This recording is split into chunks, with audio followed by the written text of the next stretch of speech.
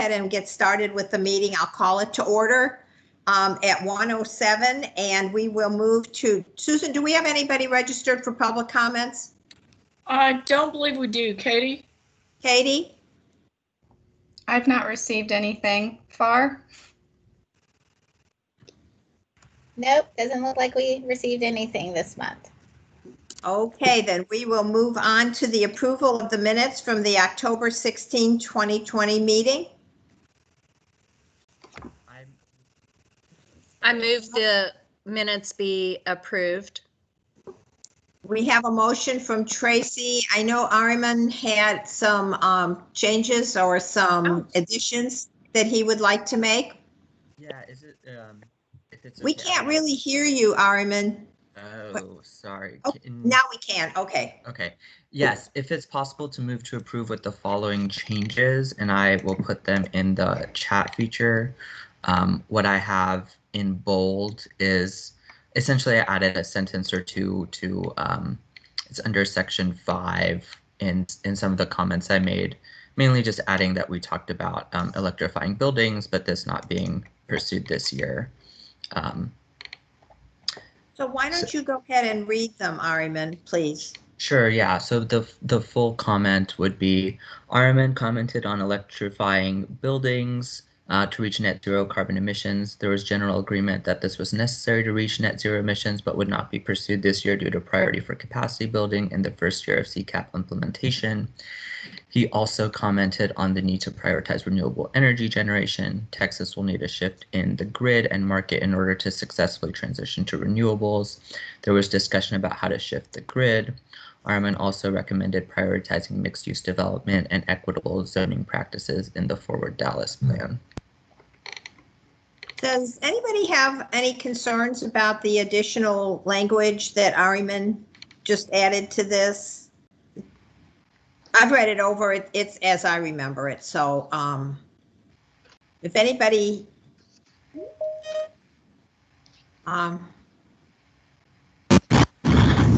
if nobody has any concerns about adding that language to the minutes, Tracy, would you go ahead and accept that? Absolutely. Is there a second to that? Second, this is Ariman. Okay, we have a motion and a second to approve the minutes with the additional language that Ariman just read off. All those in favor say aye. Aye. Aye. Aye. Aye. Thank you. Any opposed? The minutes are approved with those changes. Thank you all. Let's go ahead to item number 4 on the agenda, which is an update on the comments that came from the task members last time and their suggested action priorities. Susan? Yes, so following the last meeting, I met with members of our Sustainable Development Department who would be the ones that would be working within any measures that we would have related to radiant barriers, to the energy efficiency and the sub-metering. They indicated that that's actually somewhat of a subset of some of the work that they will be undertaking this spring towards updating our development code. What I would suggest, if affected members are amenable, is that when they start that work of working on updates to the development code, both updates relative to practice and also updates relative to the 2021 International Building Code. If you're amenable, I would suggest perhaps that we look at a subcommittee of this task force of those people that would like to advise the city more specifically as we get down into the weeds on those codes. And so that would be my recommendation for that. On the Resource Conservation Corps, we've spoken with our outreach group, and I think that's something that they could consider, again, moving into the new year. And so both of those are under consideration. I did want to mention, and it is in Ariman's update to the minutes, on the issue of codes and ordinances relative to appropriate zoning, particularly around industrial sites. we are working with our planning and urban design group on the update to Forward Dallas, specifically around those sites. And we are getting ongoing inquiries from council. There's quite a bit of emphasis on addressing zoning relative to, I guess, what I would call inappropriate land uses, so that we don't get another Shingle Mountain. And so while that is, it's again, it's a subset of the effort that we're doing to update the Forward Dallas plan. And it is an action item in the climate plan. So that one we're working on it right now. It probably will not be done this year, or completed this year, I guess, is because the Forward Dallas plan has been slowed down a little bit so that it can be informed by some economic development policy that's in process right now with our Office of Economic Development. And so it has slowed down a little bit. It definitely is on the radar. And I would anticipate those actions will be initiated, but they will probably not be completed within the fiscal year.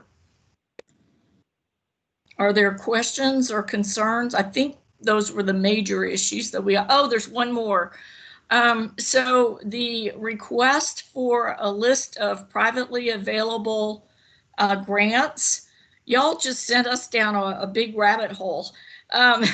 There are so many of them. It is, we've started that effort. It is not complete. And just as soon as we can get it complete, we'll bring it back to the task force. I sincerely apologize for not bringing it forward today, but there's a whole lot of them. And there's a whole lot that I think would be really helpful for us to consider. Susan, did you have a chance to see if there was any way that the state would not allow permitting of roofers, that was part of Alan Hoffman's suggestion? I put out an inquiry. I've not heard anything back. Well, please let me know when you do hear something back on that. Okay. I know that I believe last session, the state legislature declined to require permitting of roofers through state legislation. So I'd appreciate knowing what you find out. Yeah, thank you. Then there was some more information about the low-income home improvement program. I do have that, and I'll have to send it out in a separate email, and I can do that. It's on the streets right now. They're promoting it, so I will send that.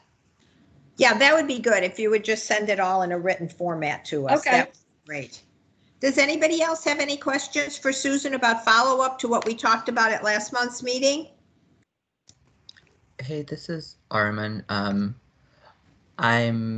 just wondering, Susan, thank you for the update. That's really helpful. I'm just wondering if we do create a subcommittee on the buildings and such, just how and when that might happen. I wouldn't anticipate it until the first part of next year. What I would suggest is that we do it in parallel with the effort. Typically, when the new building codes come up, they are looked at regionally through the COG, and then the different cities within the COG, once it's approved, and they all work on it together, and it's kind of an effort so that the 220 some cities that are in DFW Metroplex have similar codes, and you don't go crazy jurisdiction to jurisdiction. And so they work on it together through the COG. And once it's approved at the COG, then we turn around and approve it at the local level.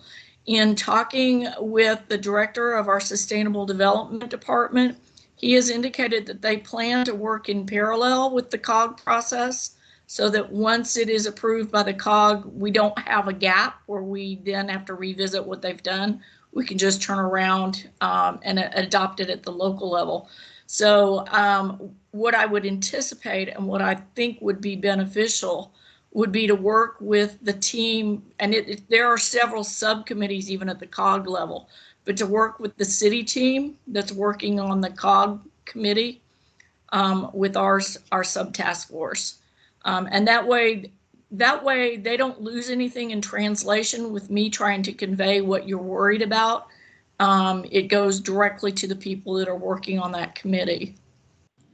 So task force members, would you please let Susan know if you would be interested in serving on a subcommittee that would be involved in working on the changes to the building code? Just let her know now so that she has that information, or let her know within the next month that, so that she has that information handy when it comes up. Great. Okay. Yeah, we'd appreciate that. Hi, Matt. This is Michael Martin. May I ask a question about that, please? Certainly. Is there, yeah, it might be helpful if there was some kind of, like, to answer the question, something that summarizes kind of the scope of what that is, since I'm not a construction guy, but I'm very interested in the topic. So that would be helpful in terms of being able to assess my desire and perhaps value add to that committee. Okay. I served on a similar committee that looked at the construction specifications. I will be brutally honest and tell you it was painful because we went line by line, word by word. Is this an A or the? We heard all about planograms. But at the end of the day, we did end up with some specifications that everybody could agree to, and we turned around and adopted locally. So it will likely involve some time, and maybe you all don't meet at every single meeting at the COG, but maybe you provide some guidance and meet with them like once a month, or and that's one of those things I'm going to have to find out more about the process myself. And I'm happy to come back with that. I don't, like I said, I don't anticipate it kicking off until early next year. So we have a few months then, Susan, that you, Yeah, and so I'll put that down as an action item for me, is to kind of get a better idea of the process and the time involved that would be involved on a task force. And I think a lot of that might be dependent on how deep into the weeds you want to get. And it could be we advise on a handful of sections and we don't worry about the larger, because it's a fairly substantive document. Or it could be that we do want to wade in and really dive in and help form it so that it supports implementation of the CCAP. So I think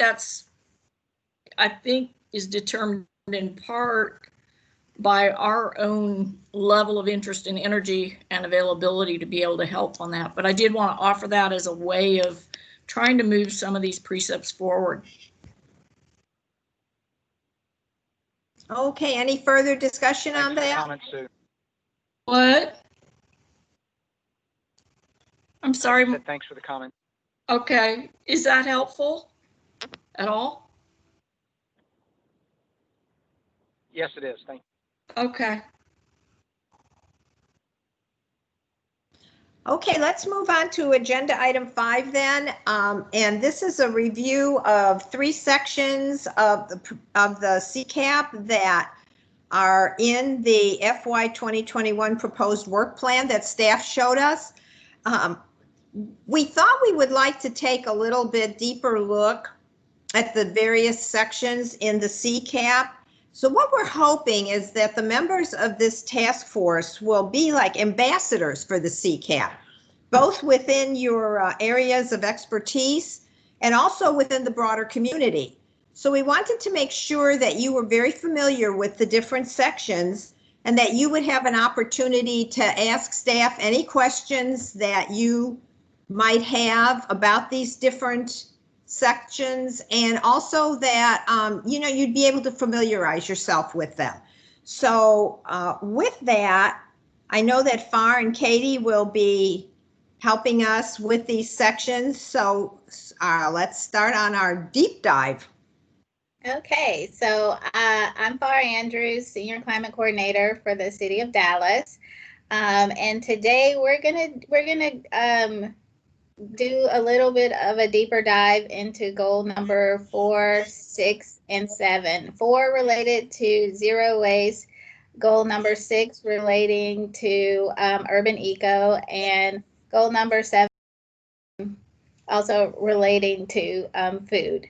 So next slide, Katie. So goal number 4 is actually Dallas is a zero waste community. That is the goal for this section. And in this section, we actually have 3 objectives. There are a total of 9 actions associated with those objectives. And for this fiscal year, the first year of implementation of the CCAP plan, we're planning to activate 5 of those actions. So at a very high level, the objectives are, the first one here listed on the slide really challenge us to think beyond recycling and start creating a culture of not just recycling, but refusing, reducing, reusing, and repairing, and a couple of other R's that I've seen that have become buzzwords. But the idea is that, yes, recycle, but also think about how you reduce the waste from entering the stream in the first place. So the first objective, and there are a number of actions in the plan related to that. The second objective is related to just looking at our waste system and how can we create efficiencies. What we've noticed is that just looking at solid waste operations, there are opportunities there that have implications on air quality, on transportation. So just taking a more holistic look at that to see how can we be more efficient in our fleet operations and our collection services, and just kind of greening that effort. And the third objective in this area has to do with generating energy from organics.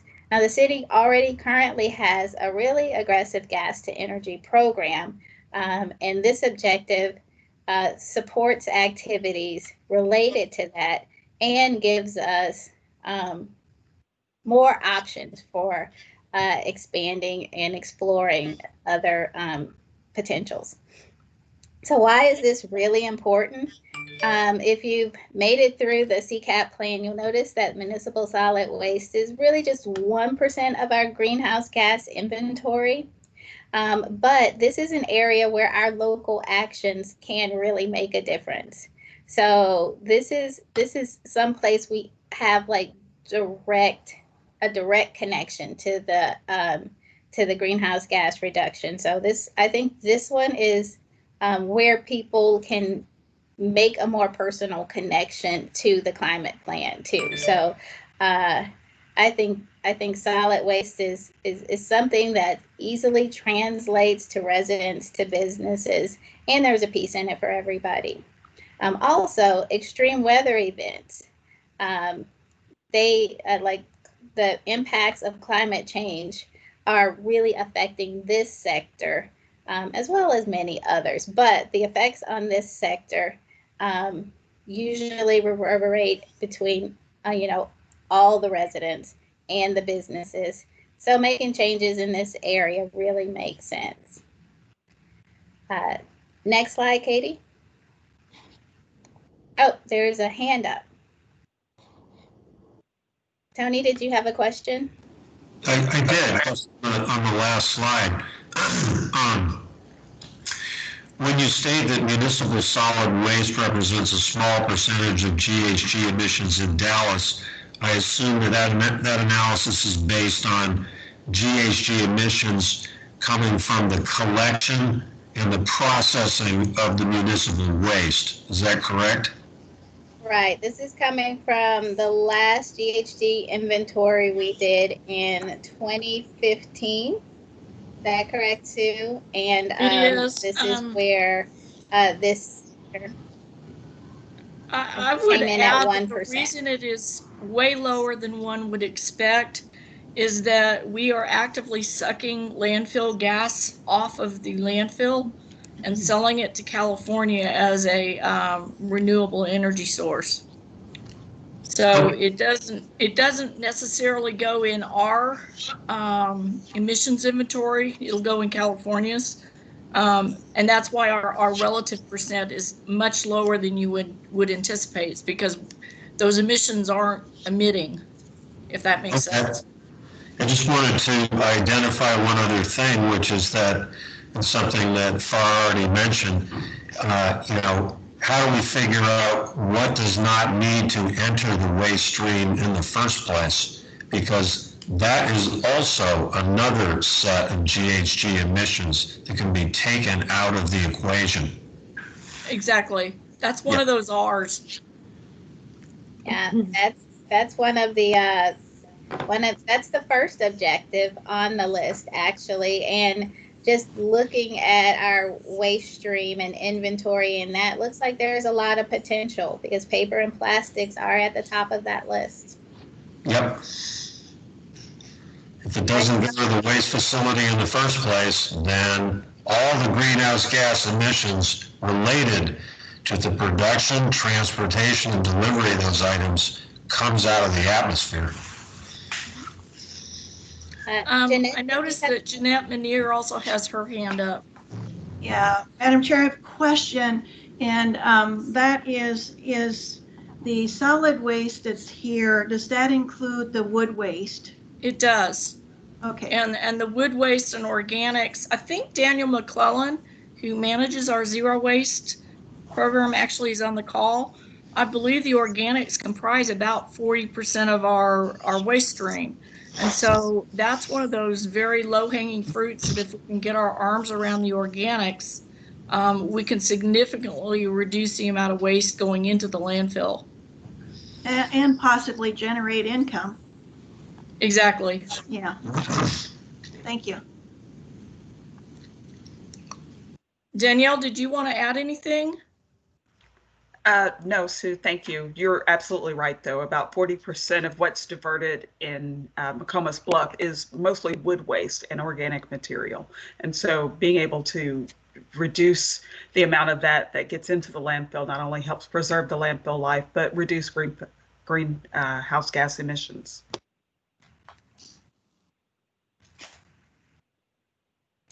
I have a question. Ask away. Yes, a huge part of going to zero waste is the education factor at homes so that people, classify their waste and recycle what's recyclable or compostable. Is there an objective that's exclusively for that? Or is it in this one? If I remember right, there's several objectives related to education and outreach. Mm-hmm. There are a number of actions that are related to outreach and education, and many of them are under the very first objective that we see on this list. And some of them are actually ongoing, and others will be activated this year. So I think that we go into a little more detail on that in the next slide. Danielle actually manages a big piece of that program. So I don't know if you want to add anything about our activity in that area, Danielle? We do have current marketing and social media and education campaigns directed to Dallas residents in the area of waste reduction as part of the city's current local solid waste management plan. And as Farr continues in the presentation, you'll see that updating that existing solid waste management plan is an objective or is a action item in CCAP, and the city is already working towards doing that. So we do have ongoing programs and initiatives to make sure that people know not only what can be recycled, but how they can reduce the amount of waste that they're generating in their daily operations, in their homes, as well as in their businesses.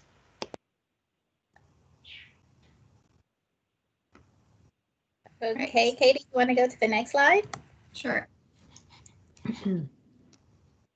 So as we presented at the last meeting, we have a number of actions, 48 to be exact, in the fiscal year 21 work plan.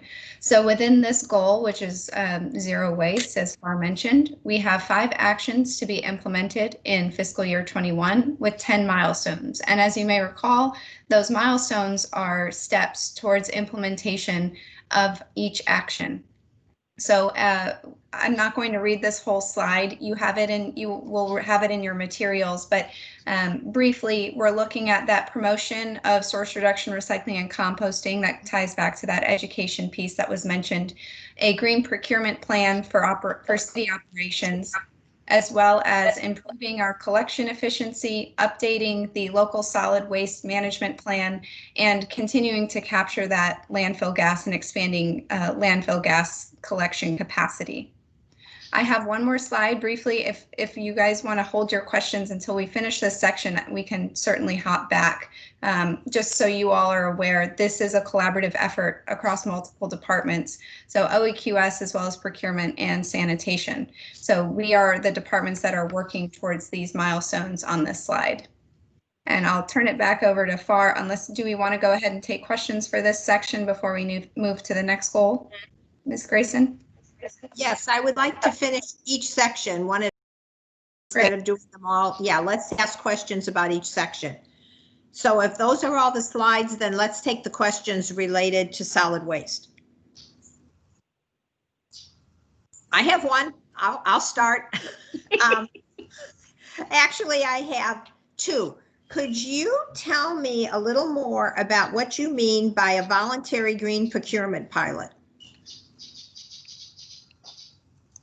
So where we have that is internal to the city right now.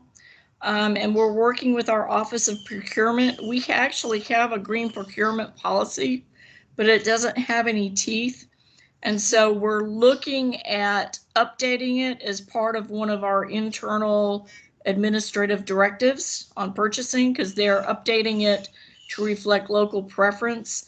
What I'm anticipating the pilot would be, and where this originally came from was looking at city-sponsored events, and we would pilot being able to procure recycled or materials or less carbon emitting materials for certain things, and that it hasn't been developed yet. The thought was to try doing some green procurements on a couple of our procurement actions and see how it goes, and then roll it out as part of the procurement policy, because we want to make sure that it works before we dive in wholeheartedly. We have one of the assistant directors in procurement comes to us from California, and she has a whole big file box of green procurement regulations other places. And so we're working through that to see what we think would fit for Dallas. Right now it's a little bit weird because we're not really procuring things normally, and because there's not a lot of activities.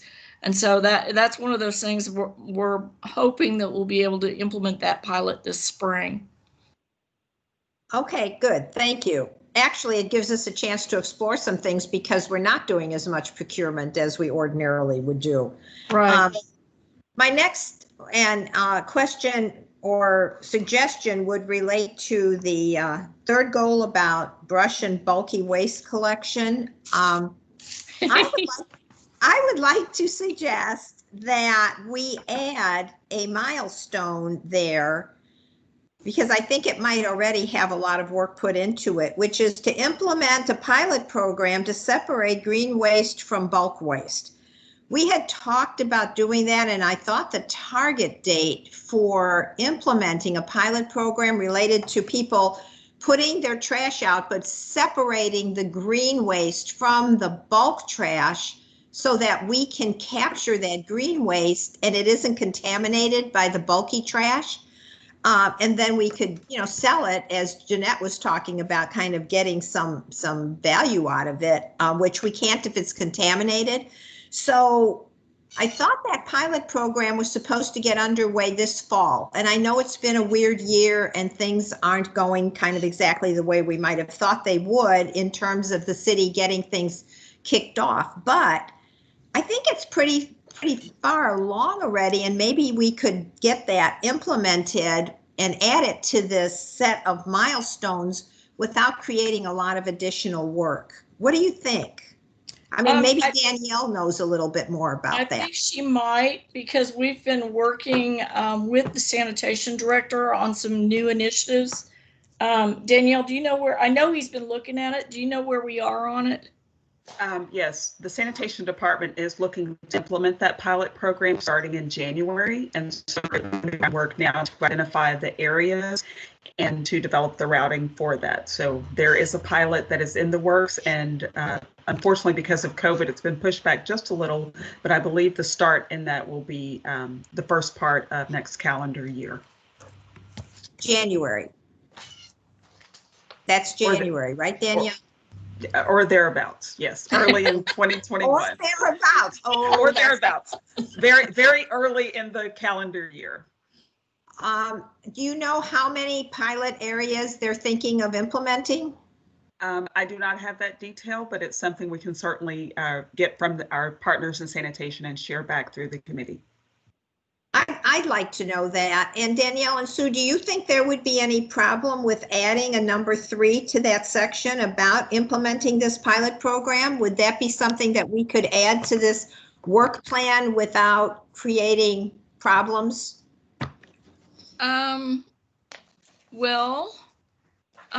We can do it. I think we have turned in the plan to the budget office, and they have requested a link to the dashboard that we have on the website for tracking this. So, but that dashboard is linked to a spreadsheet. And so it's a line on a spreadsheet, which I think we could do.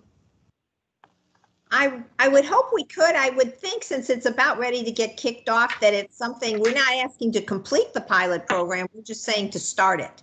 And so correct. I think that you could say that progress has been made on that because it will have been started early in the next calendar year. Yeah, Katie, I'm noticing your hands up.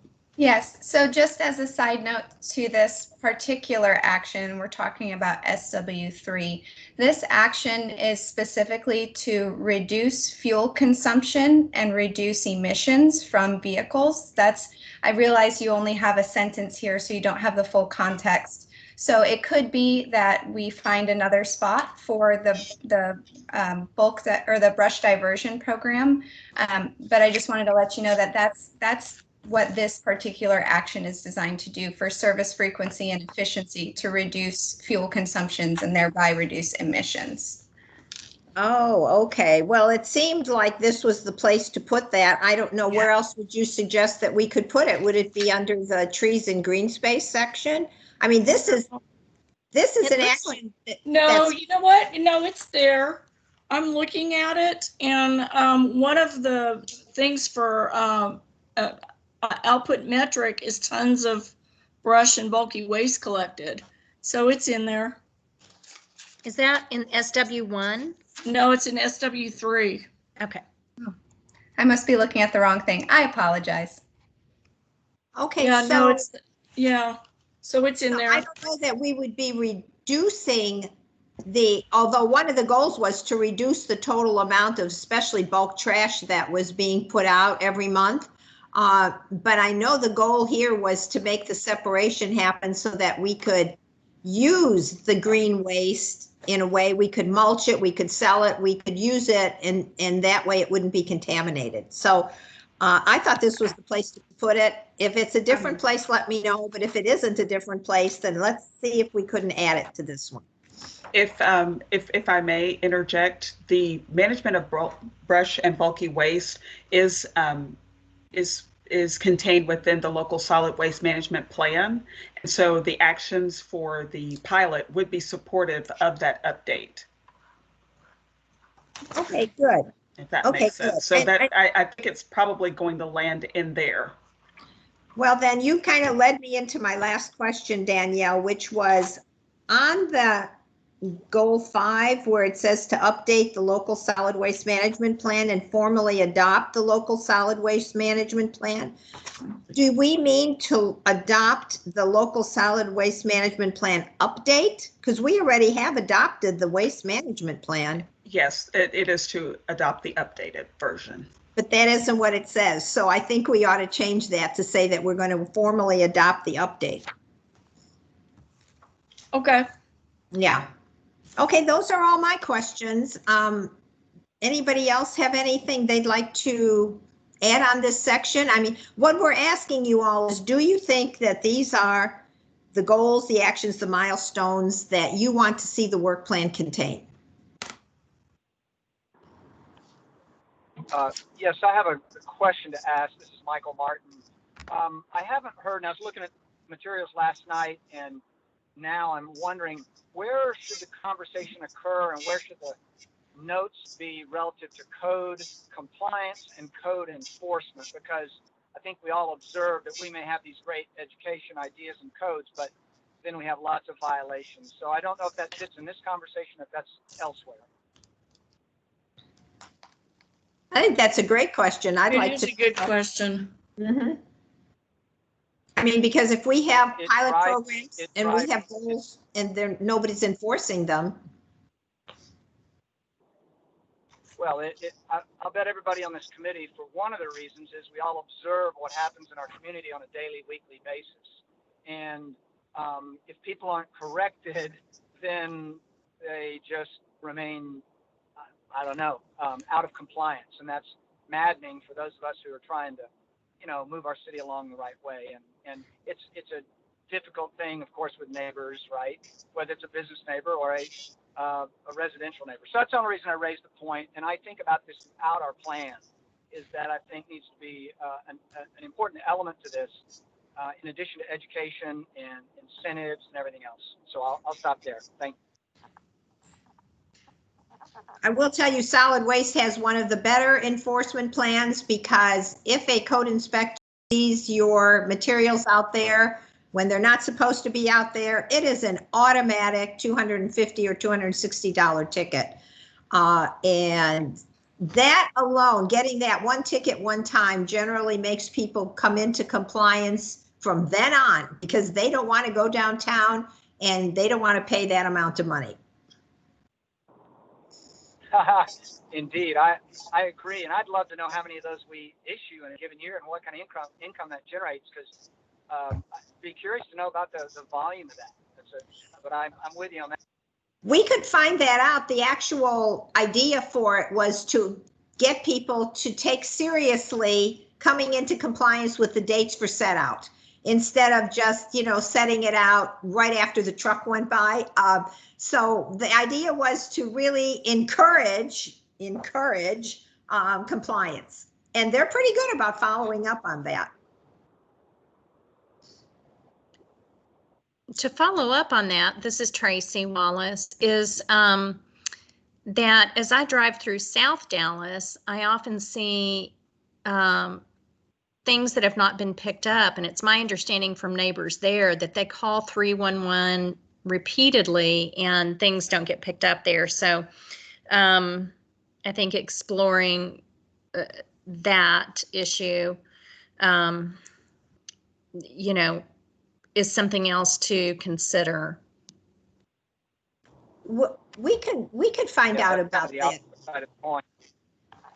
We could find out. I know sometimes it's because people pile things on vacant lots and there isn't an account there, but we could find out more about that, Tracy, and get the information back to the committee, because I know there is information related to that. Okay. Okay, Sue? That's all I think I've got it on my list. Right. Good, great. Okay. Does anyone else have any comment about anything related to this solid waste section?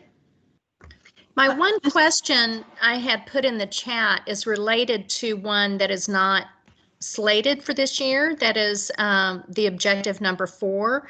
And I'm just wondering, because I'm sure it's on the radar, I'm just curious from this perspective, year are we looking at to begin rolling in electric waste trucks to be purchased? This was one of the big topics at the Texas Energy Summit that set off this week. And so I'm just curious when we plan to do that and what we can expect and, percentage of the fleet to be rolled over and when. So Tracy, we are working with the National Renewable Energy Lab, which is a division of the Department of Energy, on a contract to do an EV fleet conversion study for us. And it's complete. It's not just light duty vehicles. It would include some of our heavier equipment as well. I would anticipate that those purchases would wait until we've got guidance on next steps, so that we have an organized program for replacing that equipment, and knowing that our fleet folks get a lot of flack for when stuff doesn't work. We're probably going to do a pilot first to make sure that we have equipment that is going to work well for the city, and that the operations folks sign off on before we do a full bulk purchase. It is on our radar. But we're going to do it following the recommendations coming out of that EV conversion plan, or fleet conversion plan, I guess I should say. Any idea when that plan will be complete? We are contracting it right now. We hope to have it complete by the end of this fiscal year, but I don't know that. I don't know where we are on it. Thank you.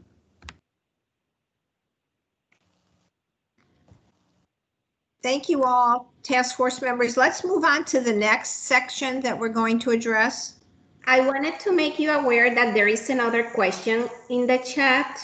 Oh, I'm sorry. It's from Ms. Bocalandro. Oh, thank you so much. I didn't see that. Doctor? The question is, are there any incentives for residents and businesses to adopt the zero waste management plan? I would say the biggest incentive is probably less cost for their waste management.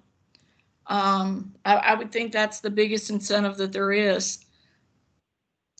Most of the companies that we work with that have zero waste programs, including like AT&T in downtown Dallas, are doing it not because they're tree huggers, but because it makes financial sense. So we can certainly provide information on that. But my understanding is the big incentive is to save money off the bottom line. Right, and I would agree, Sue. That's probably the biggest incentive. We also have a green business certification where we provide acknowledgement to businesses that do participate at a higher level too.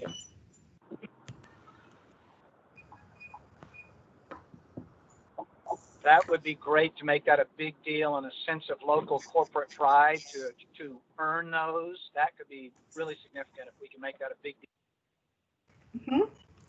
Mm-hmm. Yeah, and that's actually on our radar this year to take a look at how we can amplify that particular effort, because I think that is definitely one way to encourage business participation. Is there another hand up? I saw Rita's hand, maybe not. Okay, so we'll move on to goal number 6 now. And goal number 6 is Dallas protects and enhances its ecosystem, trees, and green space that in turn improve public health. So this particular goal has 3 objectives, and there are 9 associated actions with those objectives. And we're actually activating 5 of those actions this fiscal year. That's in the work plan. So as far as the objective goes, the very first one on the list here on the slide, it challenges the city and other companies to look at our green spaces, not only for the beauty that it provides in our environment, but it also emphasizes the fact that they provide a benefit for climate adaptation. Just open space, green space, trees help with things like urban heat island. It helps to reduce flooding. It helps with, you know, migratory species and habitat protection. So there are other benefits that we gain from green space, and how do we encourage the development in a way that enhances those benefits. The second objective on the list here really deals with maintaining our existing stock. Just looking at the trees and the green space that we have, and making sure that we are maintaining them in a way that they can continue to provide the benefits that they do. So just looking at maintenance of existing stock. And the third objective on the list talks about integrating nature-based solutions. And this is a really interesting objective with a lot of actions under it. This really acknowledges the fact that there is a public health benefit to ecosystems, trees, and green space.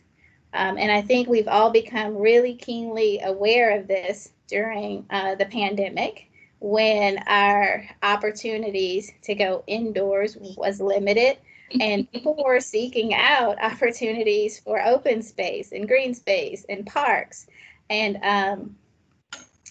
one of the reasons that this is really important is because what we realize is that just looking at the green spaces in the Dallas area, there are 388 parks, but they're not evenly distributed.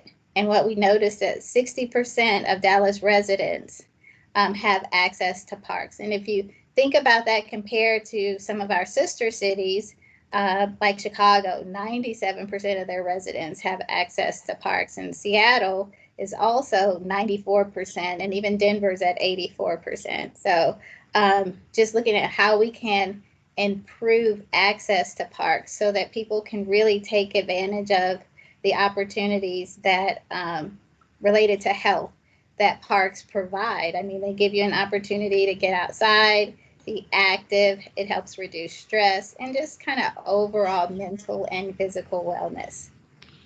Some of the other reasons listed here for the importance of this action is, in addition to public health, just thinking about how the urban heat island effect, carbon sequestration, and managing flooding. Again, those things are encapsulated in objective number 1, where we want to maximize our climate adaptation benefits. Next slide, Katie.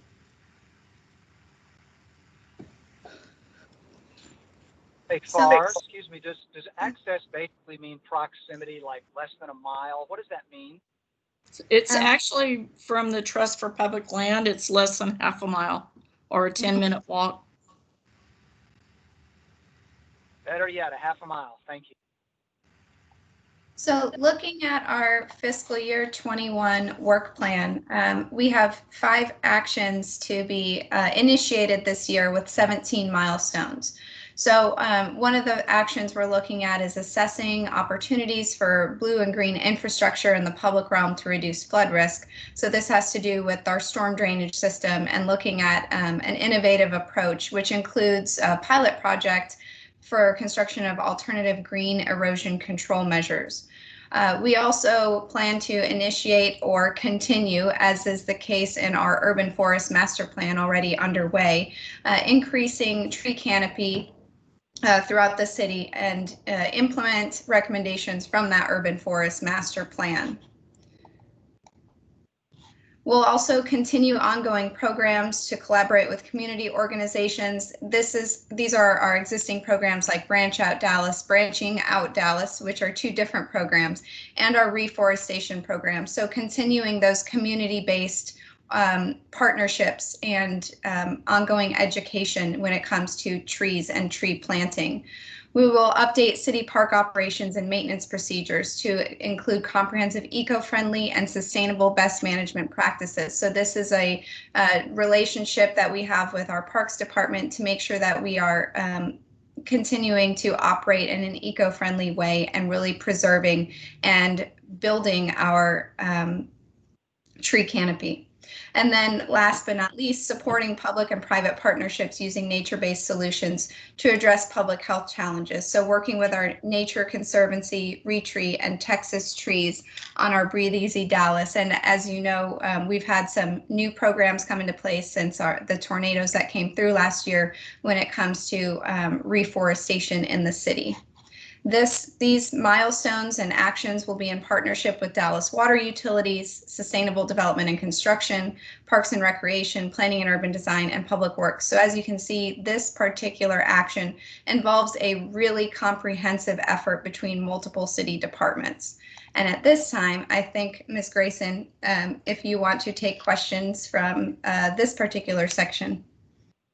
Yes, I would like to do that.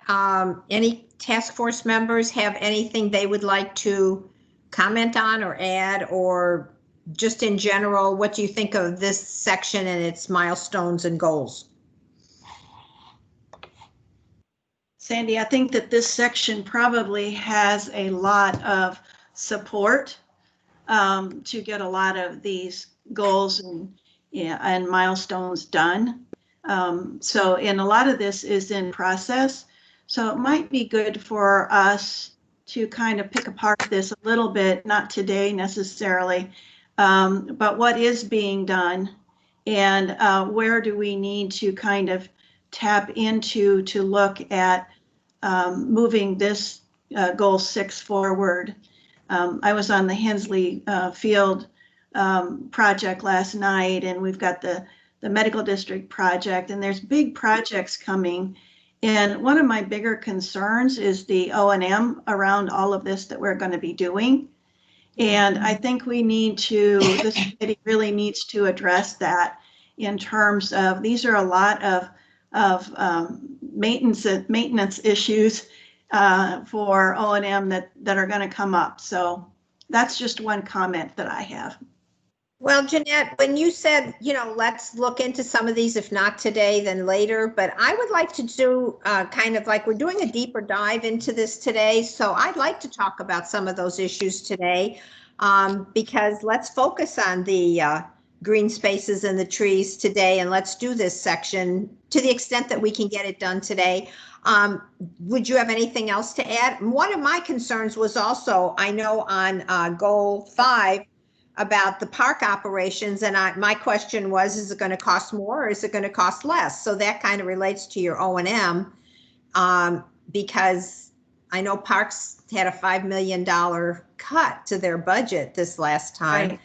So I was wondering, one of our goals here is that, park O&M gets updated to include these eco-friendly and sustainable practices. What's the cost to that? Is it going to be more costly for park department to do that or less costly? So, Sandy, I would suggest you may want to listen in on the December, I think it's 4th meeting, the first Monday in December. Parks is presenting on several pilot projects that they've got related to more eco-friendly landscape practices. My understanding is that they have actually been saving money. But the other thing that they're doing is they're looking at using like electric landscaping equipment, using automated landscaping equipment, using less toxic ways of managing plants we don't like or pests we don't like, pesticides. So that presentation is coming up that first Monday in December. As I said, they haven't rolled it out to everything, but my understanding is that they are focusing on trying to make that shift. They have an in-house green team, and they have actually several pilots going on right now relative to EG5. So is that presentation going to be to the council committee, the environmental and sustainable committee? And that's December 7th, I believe, is that first 7th, Monday? whatever that first Monday is, yes. 7th. So that's going to be part of their agenda for that day. Also part of their agenda for that day, I believe, is going to be a report from a committee that was formed by the District 9 council member, Paula Blackman, related to the Encore clear cutting that was That's done. correct. The along fish the- hatchery issue. And then I will be listening in on that. I'm part of that committee. And so the council member would like this task force to hear the report that would be coming out of the committee that's looking into how they're going to replant that area and how they are going to maintain it and how they are going to see if there is a way to prevent clear cutting like that from happening again in their area, but whatever they come up with might serve as a template for other parts of the city as well. I think I'm looking forward to that presentation. I know they've got some really great practitioners working on that committee. I'm hopeful and kind of excited to see what they come up with. Yes, I am too. And they've got about 3 more weeks, I think, to work on that, to get ready for their presentation. And then they would like this task force to hear about it, either through a formal presentation or I can update the task force. We'll just see kind of what happens at the council committee meeting. So do you think they're going to want us to convene a meeting to do that presentation to the task force? Or at our next meeting, or what do you anticipate? They kind of more just wanted to make sure that somehow we got it on our agenda so that the task force members would be aware of what the recommendations are. Okay. But they don't need us to convene any kind of extra meeting or formal meeting for that, just to go ahead and make sure that our task force members know what their offered solutions are. Okay. Yeah. Are there any other comments? I have a few questions. Maybe that'll give somebody else a chance to think about if they have any. On number 3, where it says establish protocols for managing debris, what exactly does that mean? So the next time we have a tornado, we already have the what to do. That was one of the big challenges from the October tornado was post-storm debris management. And there were some neighborhoods that had both construction debris and vegetative debris out along their streets for months. And so that's one of those lessons learned that we are actively working on it right now based on those lessons learned. How do we do this next time? But that's what that is. Okay, I just wanted to clarify. I didn't know exactly what managing debris meant. I didn't know if it was bulk trash and brush or if it meant tornado debris or what. But yeah, that would be a good thing because we never know when that's going to hit, just like that windstorm also. We had the tornado and before that we had the windstorm. Is that tied into a storm response plan, Sandy? I don't know that we have the all hazards plan that our Office of Emergency Management does. I think they have protocols that they're using as a part of that plan, but that is something we probably need to look at. And so that would be working with a number of departments, sanitation, park department, Yeah. Office of Emergency Management. Actually, even streets. Streets. And I know that the flood control folks, Dallas Water Utilities, just because they have chainsaws, when one of these events happens, it's kind of like an all hands on deck. As it should be, yes. Yeah. And so the object is to try and see if we can't have a plan that gets all the debris picked up much more quickly and manages it better than we were. Yeah. Right. Okay. Okay. Well, a lot of times. I have another. Go ahead. Go ahead. I'm sorry. I was just going to say a lot of times that has to happen so emergency vehicles can get in, and that's why to tie it back to the storm response plan is really important. Right. And that department, I believe, is part of the effort here. I had a question about number 4, it's number 4 milestone under EG4, which is support partnerships and initiatives that protect and expand Blackland prairies as feasible. I'm wondering exactly what that means, and I have an example of a group. It's called the Frankfurt Preservation Foundation. It's actually a group that works to preserve some Blackland that is in far north Dallas in District 12, Council District 12. And they've been working on this for a number of years now. So what does that mean if we are supporting partnerships and initiatives to protect the Blackland prairies? They're working on that.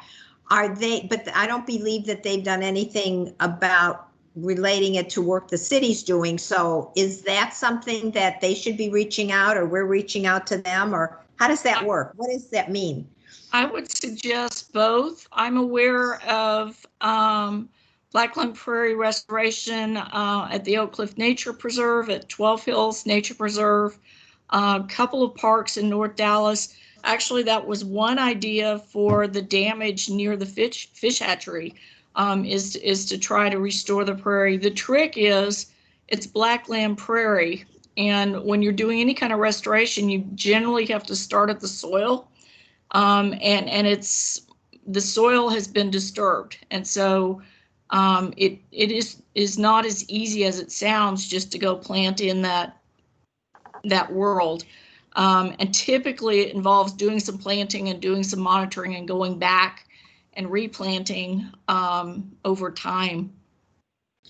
Well, this is an area that actually the soil has never been disturbed. Ooh, that's cool. It's the original Blackland prairie. So the idea here is to preserve and maintain it for the special area that it really is. So I was just wondering if part of this idea is that group doing that work, if they contacted the city, would there be any benefit to them in doing that? Contacting the city, I mean. Maybe. I don't know what resources we have assigned to this particular milestone, but I am excited to hear about people doing this kind of work. And I think it would be good for us to at least talk to them, because it could be that they may have some lessons learned we can use in some of these other areas. So who would they contact? What department would they contact? Probably either ourselves or parks. Okay. All right. I just was curious when I saw that particular milestone. I thought, I know somebody who's working on that. What does that mean? And then the last thing I wanted to mention is that we do have in the city an Urban Forestry Advisory Commission or committee, which is working on community outreach on tree knowledge and forest education. Jeanette, you know of them, don't you? I do. Mm-hmm. Absolutely. Yeah. And they've been active since Laura Miller was, and Sandy, you were instrumental working with them. You know, well, they've had a voice for a long time in urban forestry, and they're doing some tree planting, they're doing some education, and they're at the table for urban forestry, and they've been at the table for the new urban forestry master plan as well. So, right, and I know their upcoming meeting, they're going to be discussing that master plan, and I think they pushed really hard to get an urban forester position in the city. Did they not? So let me give you this committee a little update on the master plan. That the master plan came out of the Texas Trees Foundation through private philanthropy, and we partnered with the city and we pulled together a large stakeholder group. And we are right now in the final review process of that plan, and we will have it available by January 1st. That's our goal. And in that plan, some of what we've got in here is within that plan, and I think that people are going to like that plan because it's going to broaden even kind of our actions and milestones on this committee for this goal 6. Good. Yeah. So what council committee has purview over that, Jeanette? Is it the environmental and sustainability, or is it quality of life, or what is it? We've been working with Susan Alvarez and her team, and it came out of that department. Yes, we're anticipating presenting that plan at the January meeting of the ENVS City Council Committee. This all sounds so great, Sue and Jeanette. I mean, it is like we're moving ahead on a lot of different fronts. And I think that's really good for the task force members to hear and to know, since again, we would like you all to act as ambassadors for the CCAP, and all of this is part of the CCAP. It is. I can give you a little bit of update on the Cool Schools program, because I think that's an important one. That's on EG9. And the Cool Schools program is a program by the Texas Trees Foundation. We partnered with Dallas Park and Recreation and DISD. We got a grant for $7 million to do 20 schools. We have done 6. We're in the process of 7, and the next 7 will be next year. And what this is it's actually expanding the tree canopy within the city. It aligns, there's an educational component that is TEKS and STEM aligned. And this is part of also the Trust for Public Lands program to bring more neighborhood parks to the city of Dallas. Once we get these 20 schools done, there will be another 20 schools that are on the list. There was a total of 45 schools that would bring us within a higher percent of parks within a neighborhood. So that program is very relevant. The city of Dallas is renewing the ILA with the council in December, and the park, the Dallas ISD, that's going before their board for that renewal of the ILA in December as well. So are all the schools, Jeanette, in Dallas ISD? All of them are in Dallas ISD at this point, yes. You're going to hear about that when you bring it in front of the council, because there's other school districts in the city of Dallas.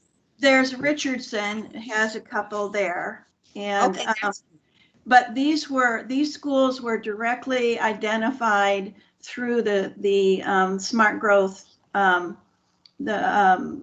program that Trust for Public Lands have in relation to where are the low percentage of parks in the city of Dallas.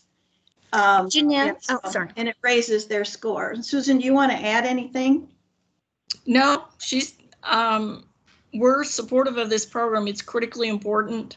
And the Cool Schools in particular has a lot of ties to public health benefits, particularly, and a lot of the schools that are selected, it's not only income, but prevalence of pediatric asthma.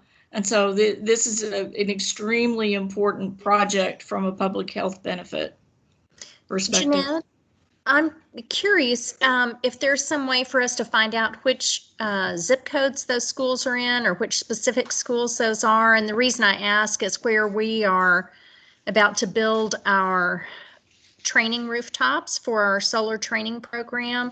We're also partnering with Plus Montgomery of Oak Cliff Veggie Project to put in a vegetable garden. We're going to do community education from that area as well. And if there is a school within, if there's a nearby school, we'd love to also continue part of that education at another, off site of the schools as well, as long as it's in their neighborhood. I'll share with Susan the list of all the schools.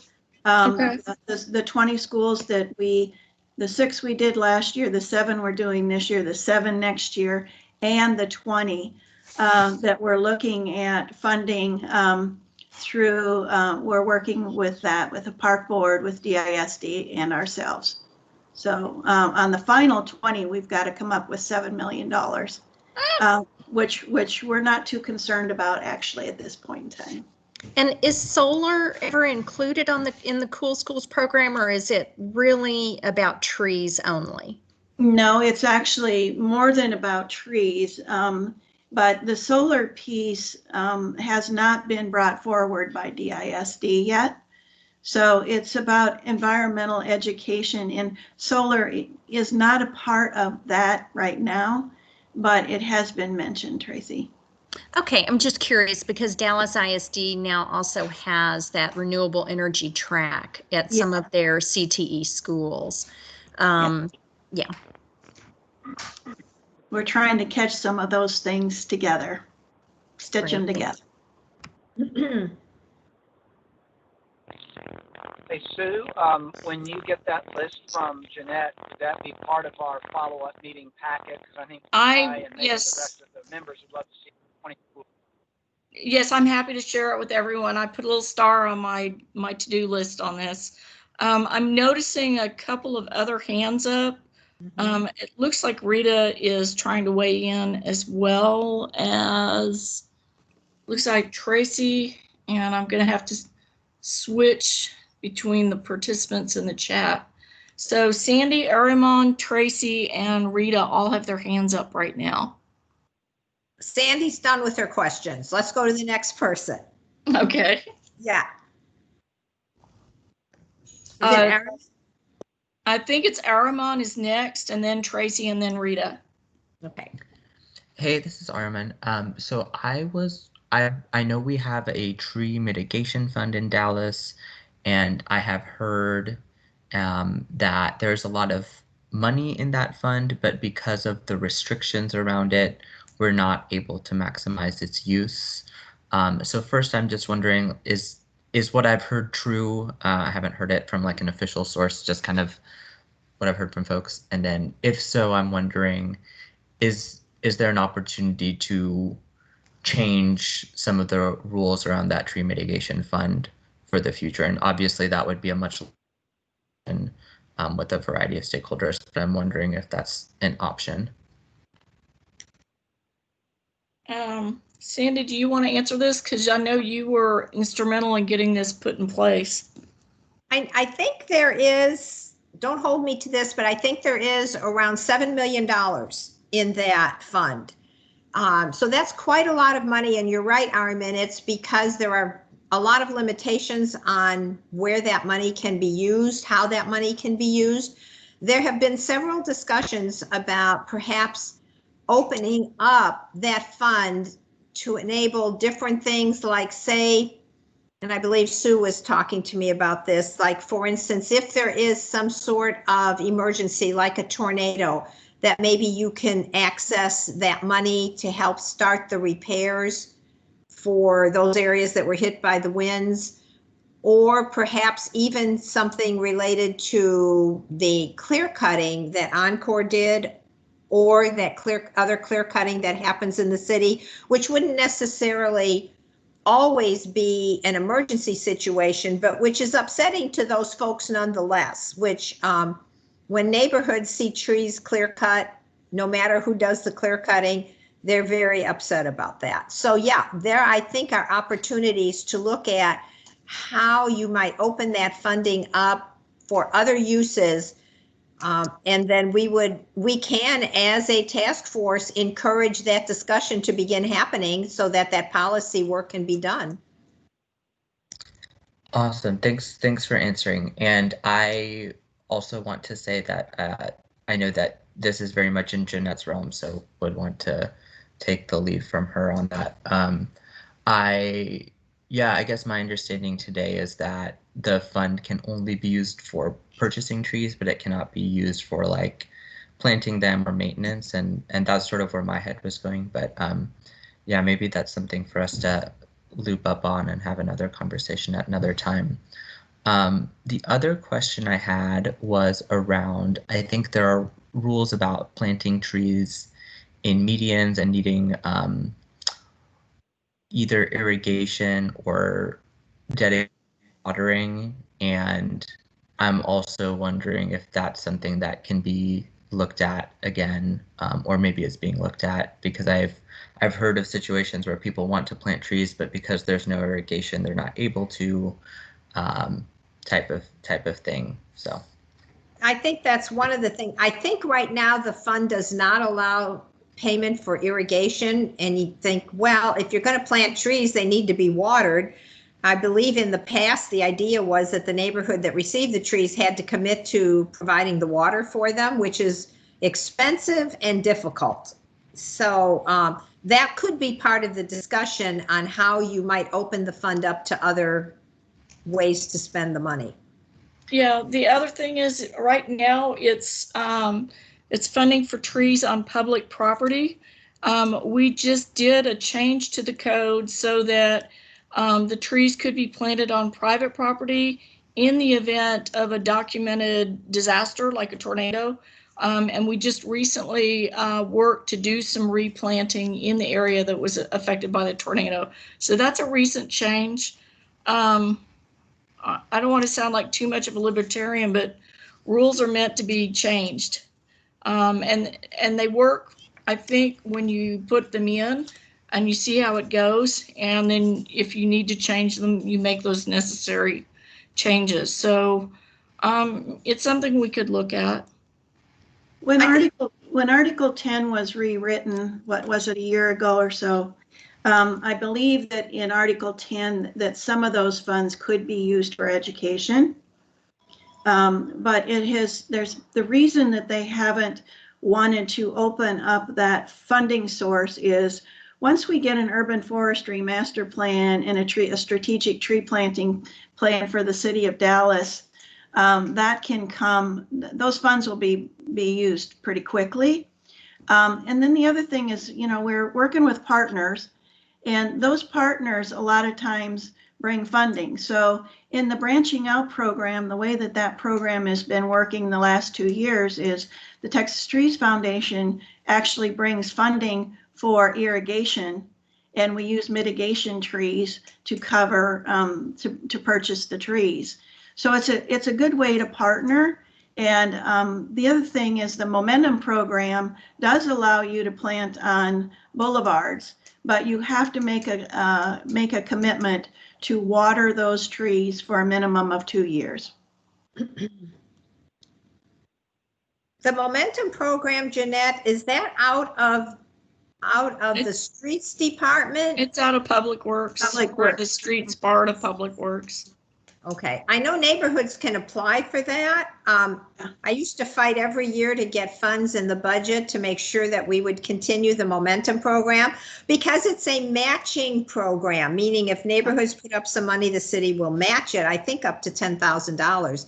Well, that's a great way to start greening up spaces.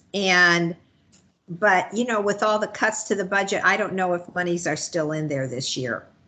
Yeah, but the other thing is sometimes, like the Texas Trees Foundation uses that program.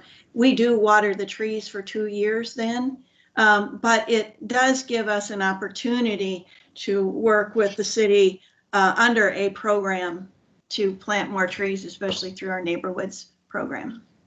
Yeah, I just really think it's an excellent program. I just believe that communities can take advantage of that all over the city. Yep, they can, and it is. Yep. Yeah. Okay. I know there's other hands up. Yeah. I think was Tracy next and then Rita? Yes. Okay. And then Dawn Rains. Okay. And I'm not sure I'm going to remember my question, but if Katie could take the slides back to EG3, that's where my question had been.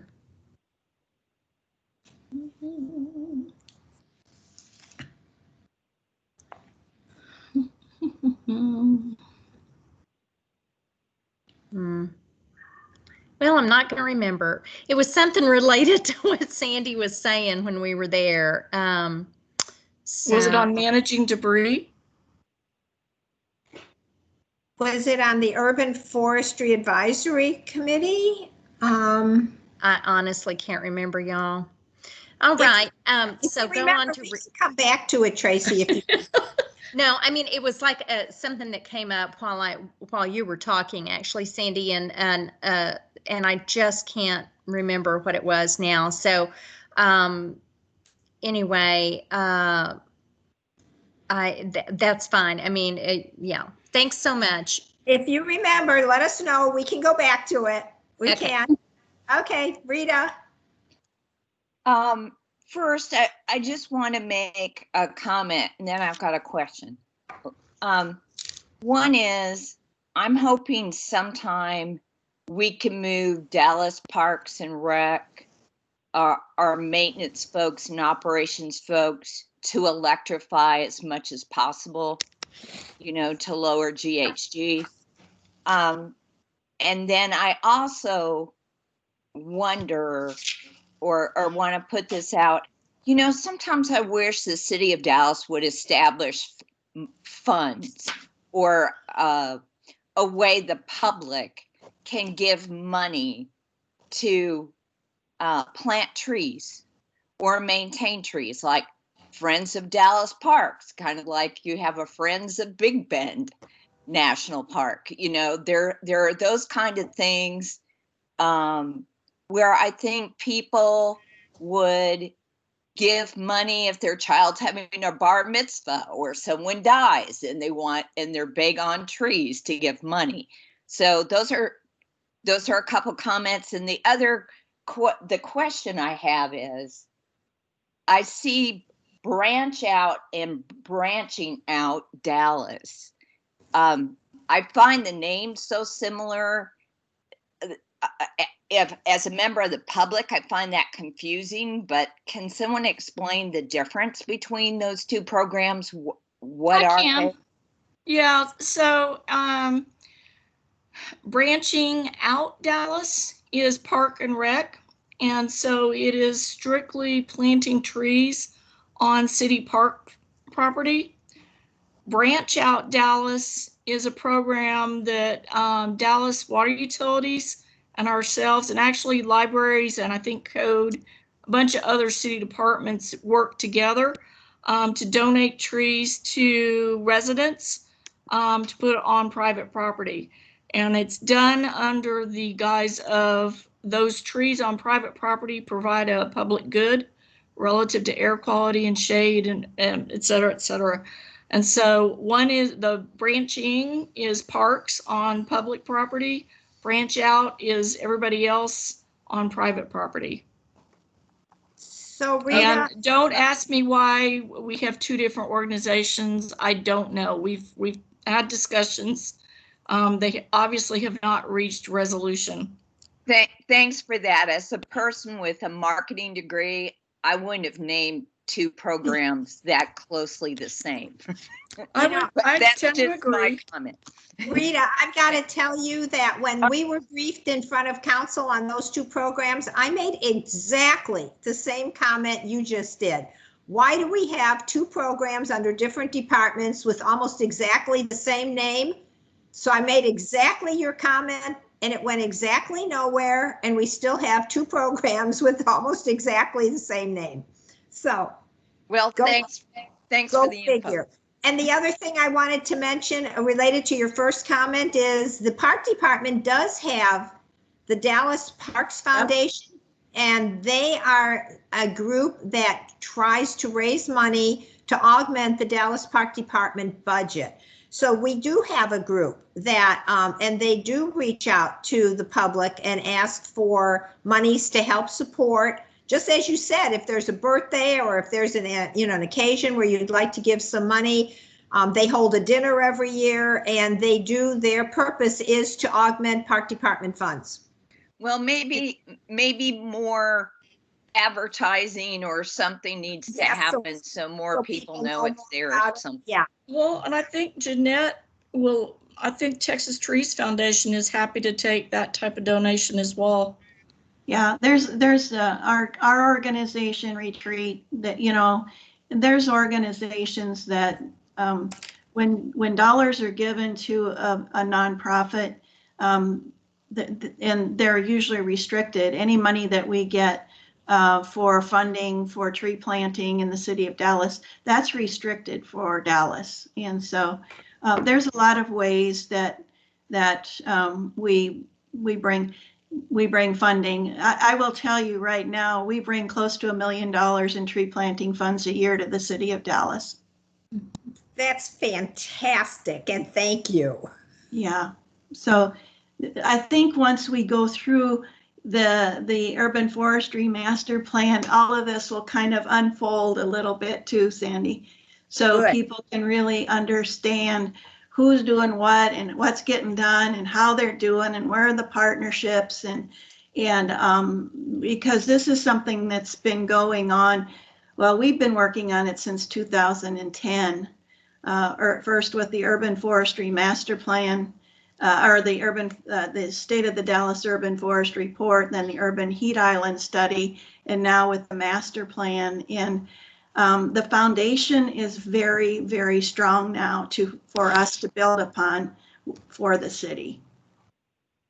Sue, maybe offline we can figure out how at some point to let the task force know more about the Urban Forestry Master Plan once it goes through the process. Okay. Yeah. Okay, I think we have more questions. No? Maria, maybe?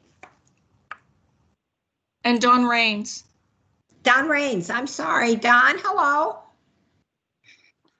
Hey, Sandy. Hi, how are you? Fine. I didn't mean to jump in front of Maria.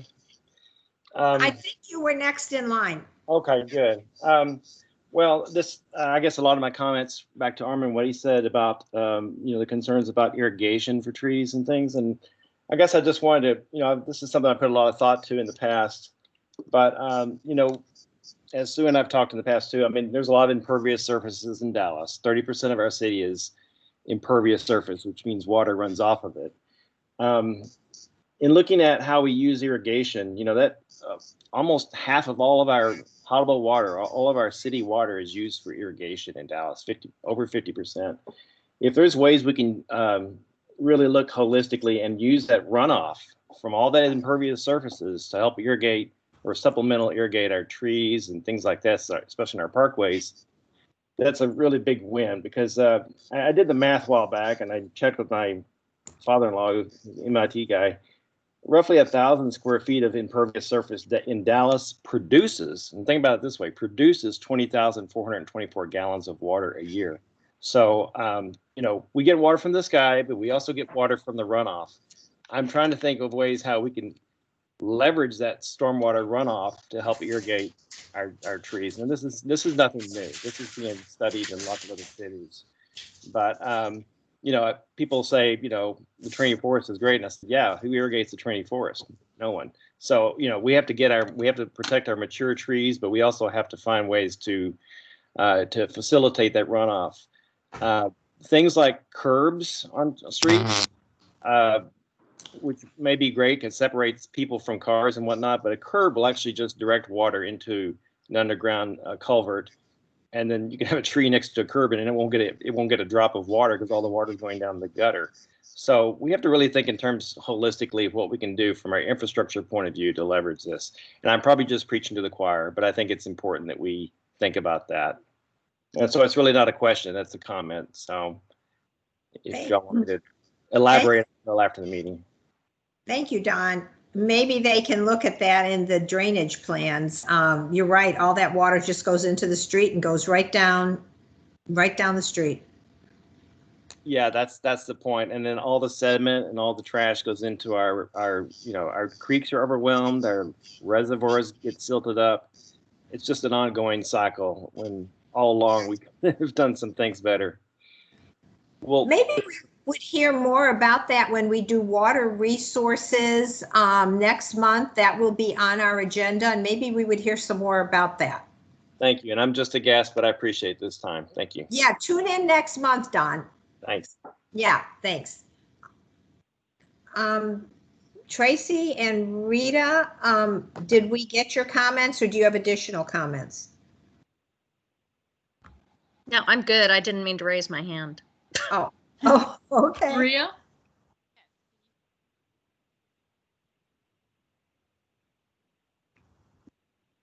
Dr. Bocalanzo?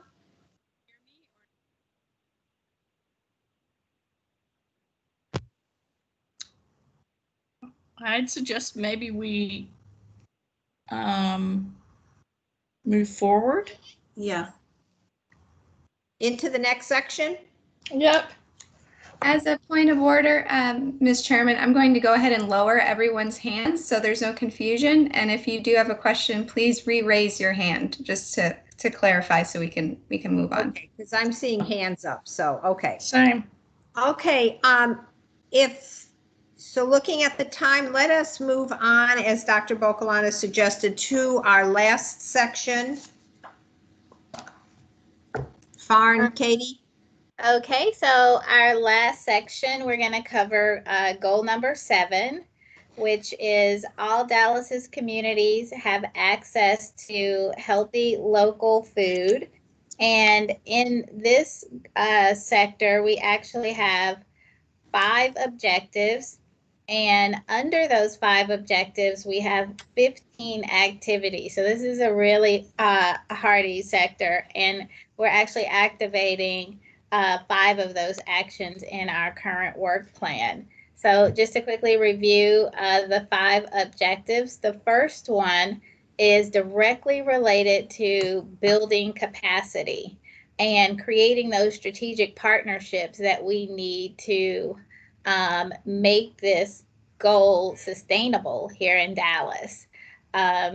So I think this one is it's a real foundational step. It's creating that infrastructure so that our urban agriculture network has a foundation and a home and creates those resources for stakeholders.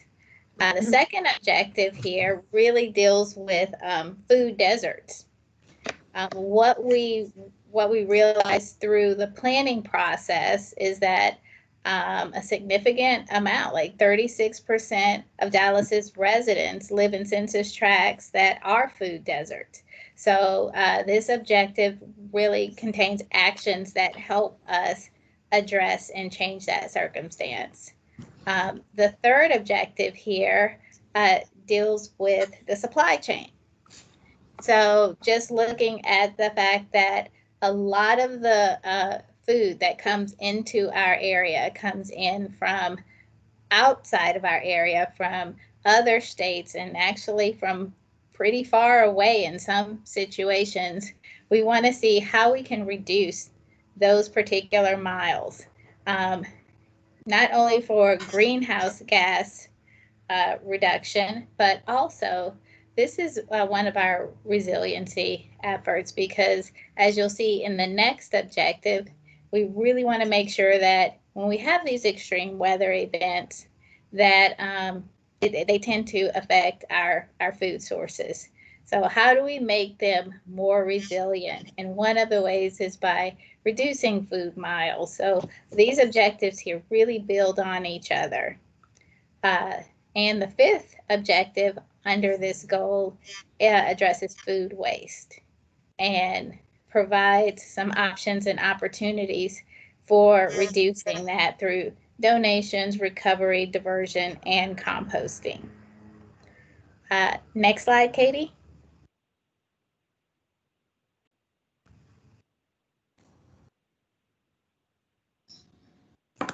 Okay, so in your fiscal year 21 work plan, we have 5 actions and 17 milestones. Because we are running short on time, I'm going to go over these really fast. So action 1, increasing access to information on sustainable agriculture, best practices, and benefits of healthy and local food. This is again partnering with local organizations and Dallas schools.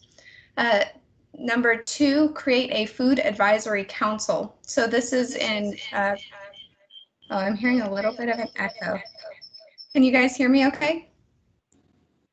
Yeah. Okay, great. So the Food Advisory Council, we will be working to establish the scope, roles, and responsibilities of the Food Advisory Council. As you can see, it's going to be a fairly comprehensive group of representatives. And then developing the comprehensive food and urban agriculture plan. So this is something that is now in the works, and we are working on developing a scope for that plan. I think there's a second slide. Let's see. Yes, so action 9, establish a local food procurement plan for city-sponsored events. This is looking at a local preference policy for our city events that emphasizes healthy and local food. Of course, we would have to define geographic and nutritional standards for that. And then the plan is to initiate a pilot program to support further policy under this action.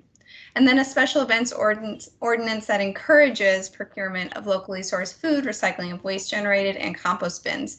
So again, we would be looking at best practices and starting in a draft ordinance for special events within the city that emphasizes these factors to make sure that we are encouraging sustainability at special events. And these actions are in collaboration with economic development, procurement, and our convention and event services. I went through that fairly quickly. I want to make sure we have time since we are getting close to 3 o'clock. And Ms. Grayson, it looks like Ms. Beving has her hand up. Yeah, Rita, please. Here's my question. You know, at one time I heard that Kroger was working with the city of Dallas to help with the food deserts in our disadvantaged communities. Can anybody tell me where that is at the moment? Rita, that's one I'm going to have to check on and get back with you. I know our Office of Economic Development is working with a grocer, but whether it's Kroger or someone else, I don't know. But I can certainly find out. Great, because, you know, I read it somewhere a while ago and then haven't heard anything for a long time. So that'd be great. Thanks. Okay.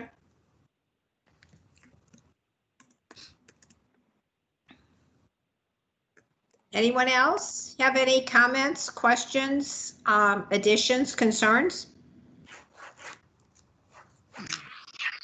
My only comment, this is Tracy Wallace, is on FA14 and hoping that we can, in that best practices area for any events, at least that the city holds, that are food related, that you're, you know, looking at alternatives to plastic ware, plastic plates, plastic cups, things like that, that we're, you know, that the city's really walking the walk on that.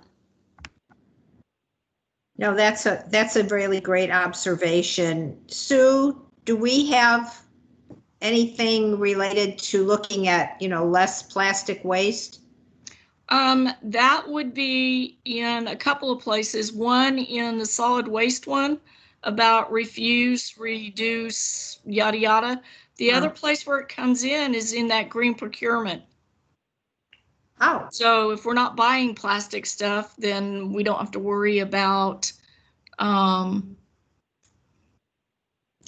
it away or recycling it. Yeah. I would also note that we did get to pilot FA14 at last year's climate symposium.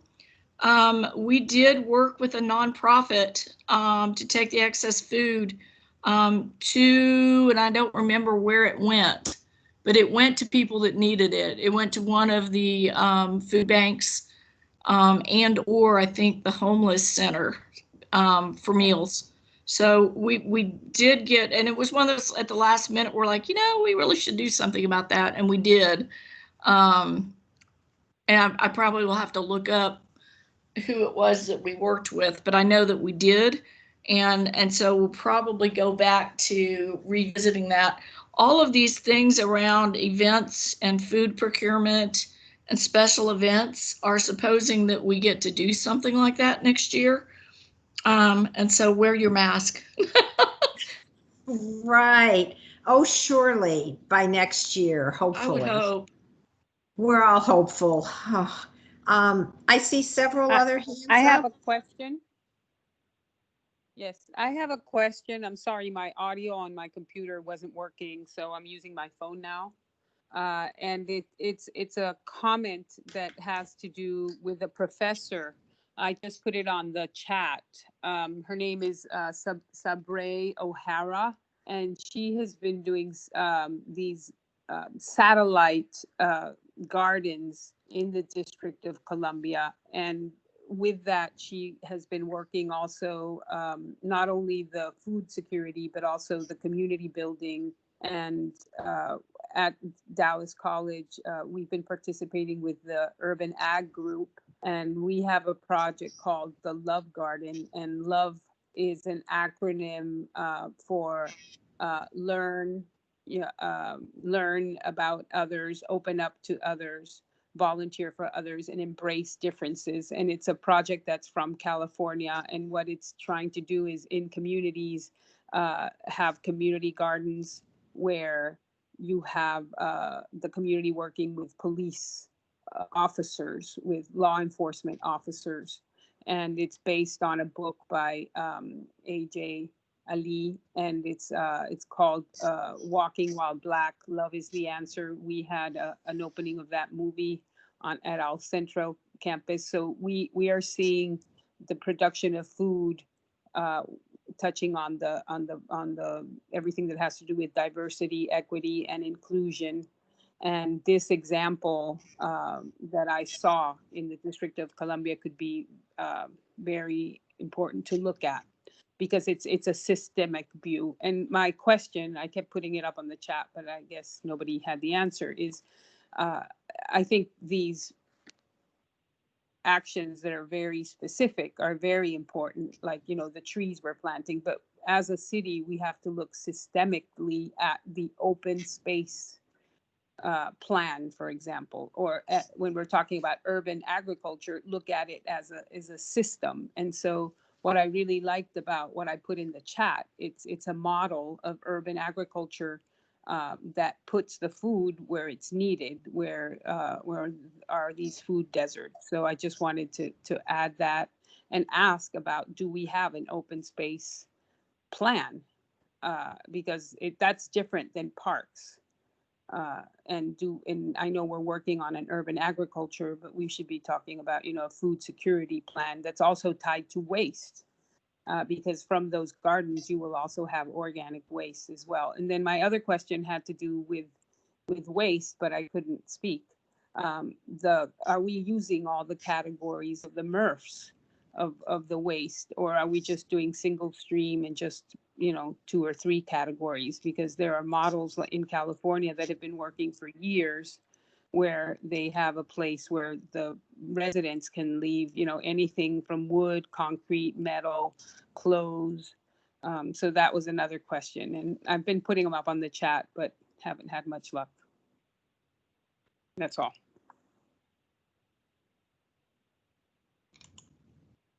I do know that we can get some answers for you, Doctor, on the MRC and on the streams of waste related to how the MRC is operating. We can get answers to you on that. Do we have any answers for Dr. Brocolando's questions on the other things that she asked, like the open space planning?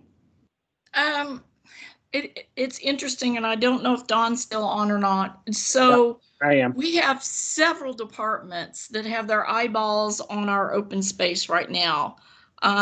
We have housing that's looking at it. We have our own group that's looking at it for trees. Our ag group is looking at it for food production. I think probably the closest place where I would anticipate that will fall out is in the update to the Forward Dallas plan that the Planning and Urban Design Group is working on. Yes. That's good. So yeah, this is Don again. Absolutely, I understand your question, Maria. That I mean, there's the Parks Master Plan done in 2015, I believe it was. Addressed open space, but we do need to look at open space differently. And I think I mentioned that earlier in their chat. It's obviously from a wildlife perspective very beneficial. And what I mean by that is open space doesn't always have to be programmed and a financial burden. It really should be just that we really do need to hold on to these spaces, quite frankly, because they have mature tree growth, they're established systems. It's just a matter of how we put that into the plan. But as we mentioned earlier, the comprehensive plan, the update to Forward Dallas hasn't started yet. We have to go through this. We got delayed until the end of January. So once we get started, I'd like to obviously follow up with the group here and see how we can make this work, because it's my task on the comprehensive plan is to focus on the green infrastructure element.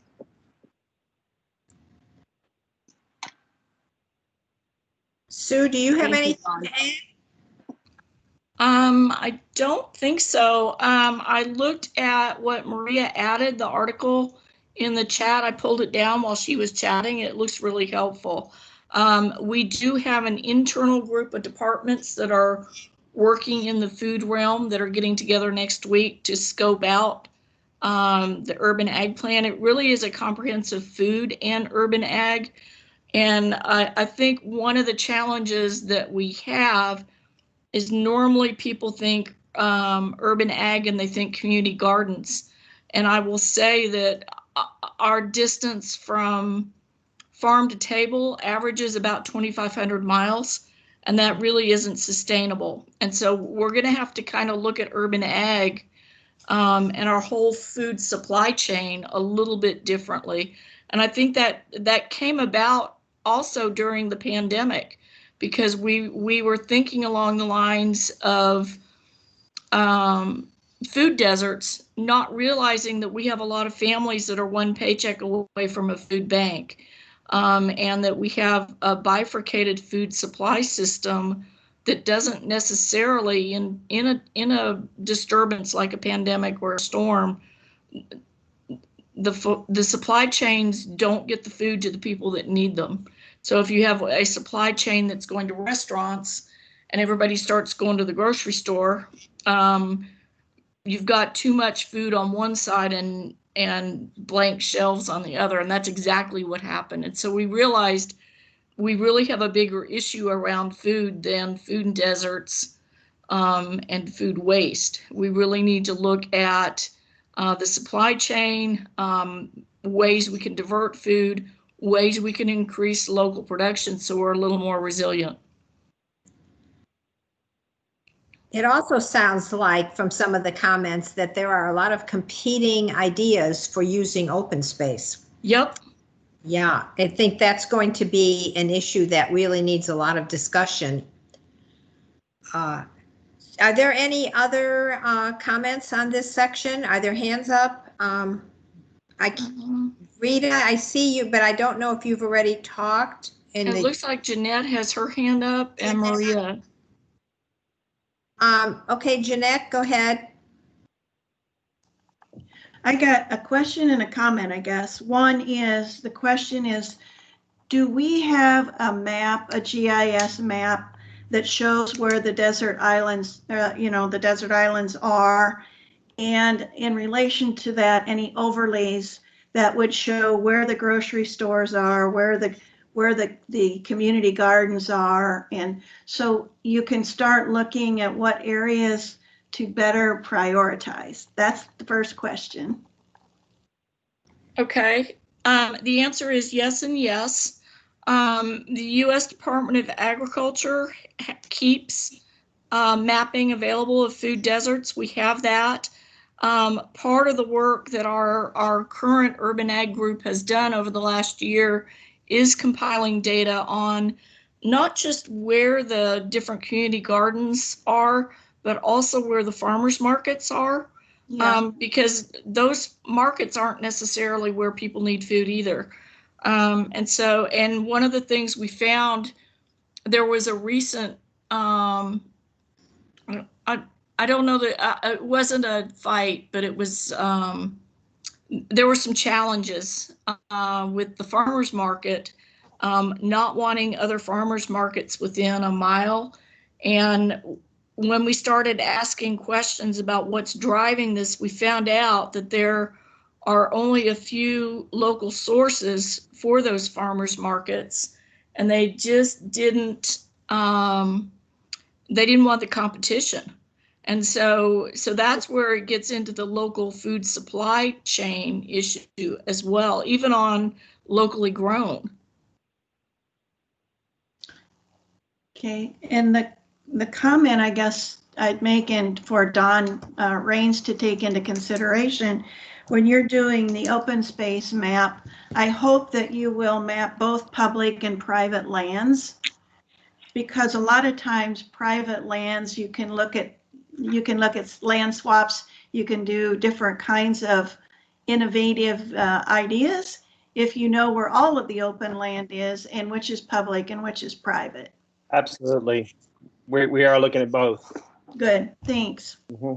And yes, I mean, it's under the guise, I guess you might say, of vacant property or unimproved properties as some look at it. Of course, I don't think of vacant property as useless. Some people tend to think of the word vacant like, oh, it's got to be developed. But again, yes, we're looking at both public and private and holistically. We're not there yet, but that's the goal. Great, that's great to hear.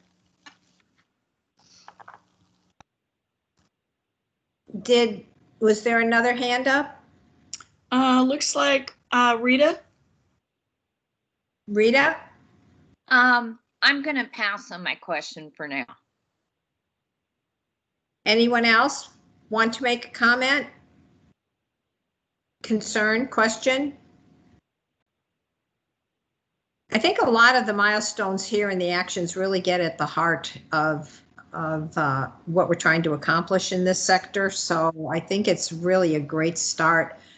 I did think that Don made a comment about how a lot of times open space is looked at like, oh, let's build a building there, let's develop it. I think that's going to be a challenge as we look to see how we might want to use these different parcels of open space. Sure. I would agree. We probably should look at, from a CCAP point of view, and I really can't speak to this because I'm not a scientist in this regard, but what land produces or contributes the most to CCAP goals as far as, carbon sequestration measurements and things like that. If land is like a parking lot, maybe it doesn't do much of anything, obviously, but if it's mature trees that have been around for 100 years or more, obviously it's contributing towards what we hope to accomplish in CCAP.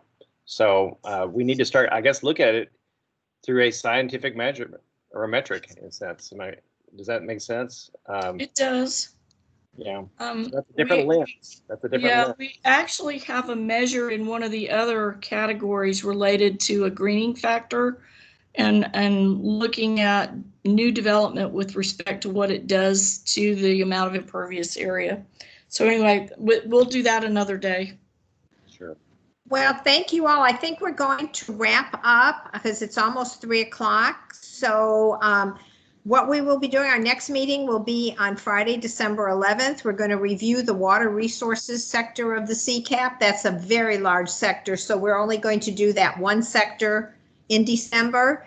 And then we're going to begin our discussion of the Environmental Commission. So if you would please all review the material that you received on that, that will help us get started next time on that discussion.